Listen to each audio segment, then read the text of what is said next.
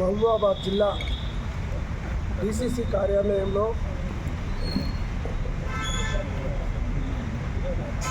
విలేకరుల సమావేశం, పత్రికా విలేకరులు, మీడియా, ఎలక్ట్రానిక్ మీడియా సమావేశం పెట్టిన మా పట్టణ అధ్యక్షుడు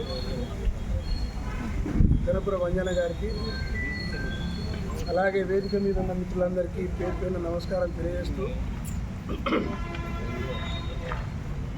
ఇవాళ టీఆర్ఎస్ పార్టీ నుంచి బీఆర్ఎస్గా మారిన ఈ దొంగలు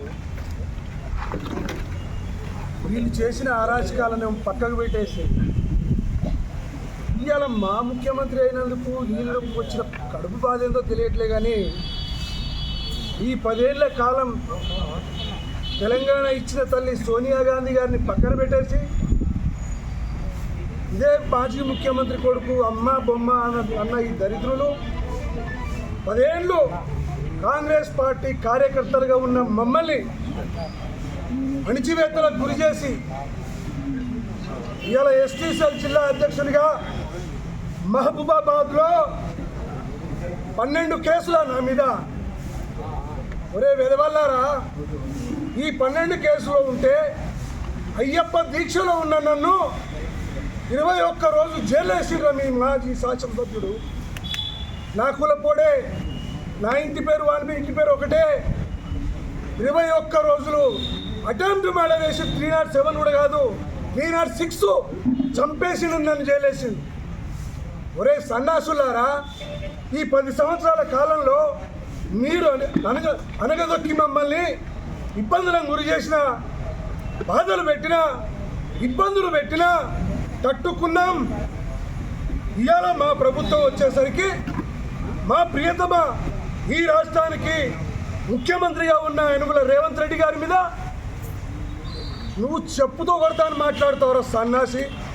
ఈ వీధుల్లో తిరుక్కుంటా, ఈ వీధుల్లో ఛాయలు దక్కుంటా, కనబడేవారికి నమస్తే పెట్టుకుంటా బతికిన నీ చరిత్ర మర్చిపోయినావా? వలసవాదిగా వచ్చిన ఈ మహబూబాబాద్ టౌన్కు నువ్వు ఈ 10 ఏళ్ల కాలంలో నీ ఆస్తులు ఎంత పెరిగినాయి? అసలు నీ పార్టీలో నీకున్న విలువ ఏంది? ఇవాళ మా పట్టణాధ్యక్షుని టార్గెట్ చేస్తారా? అసలు మీ ఆలోచన ప్రకారాన్ని బయట పెట్టడానికే కదరా ప్రజలంతా ఇవాళ మిమ్మల్ని చీకొట్టి పక్క కూర్చోబెట్టింది. ఇవాళ కడుపు మంటతో అన్ని బయటికి తీస్తూ ఉన్నారు.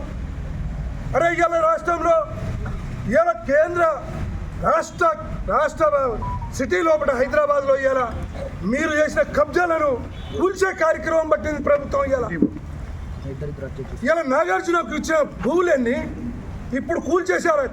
ఇప్పుడు ఇవన్నీ ఈ విధంగా అక్రమాస్తులు పెంచుకొని రాష్ట్రంలో ఉన్న మేము మల్లెపూ లాంటి మా కార్యకర్తలు, మా నాయకులను నువ్వు తిరస్కరించి ఇలా టార్గెట్ చేసి మాట్లాడతావా? మీరు పెట్టిన కేసులకు ఈ రోజు వరకు కూడా మేము ఇంకా బాధపడుతూనే ఉన్నాం. కాంగ్రెస్ ప్రభుత్వం వచ్చిన కాడ నుంచి మీ మీద ఎన్ని కేసులు పెట్టినా ఒకసారి ఆలోచించండి.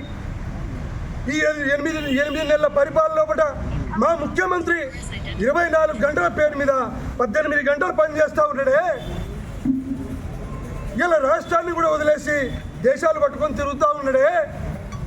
10 నెలల్లో మీరు 10 సంవత్సరాలు చేయలేని 10 నెలల్లో మమ్మల్ని చేసి చూపించమని మీరు ఎట్లా చెప్తారా సన్నాసులారా? మాకు ఇంకా 4 సంవత్సరాలు 8 నెలల కాలం ఉంది. మేము ఇచ్చే సంక్షేమ పథకాలు బరాబరుగా ప్రజలకు పంచుతాం. పంచకపోయినాడు ఆ రోజు మా ముఖ్యమంత్రి తలంచుకొని ఓట్లే అడగం. ఇవాళ ఈ జిల్లా లోపల వలసవాదిగా వచ్చిన ఈ రవీంద్రరావుని మానుకోట లోపల తిరగకుండా చేస్తాం. బిడ్డ నువ్వు ఏమనుకుంటున్నావు? ఇవాళ ఎస్టీ సామాజిక వర్గానికి మేమున్నాం. ఇవాళ మంత్రిగా, ఇవాళ ఎమ్మెల్యేగా ఉన్న మాజీ శాసనసభ్యుడు మా ఎస్టీ వాళ్ళకి ఎన్ని అణిచివేతలకు గురి చేశారో మాకు తెలుసు. నువ్వు సైడ్ పుషింగ్ లోపల ఆ శాసనసభ్యుడికి ఇప్పుడు ప్రెజెంట్ ఎమ్మెల్సీగా ఉన్నాం. మీరు గల్లాలు పట్టుకొని కొట్టుకున్నారు కదా సన్నాసులారా. అసలు ఏ పార్టీలో ఉన్నారా మీరు?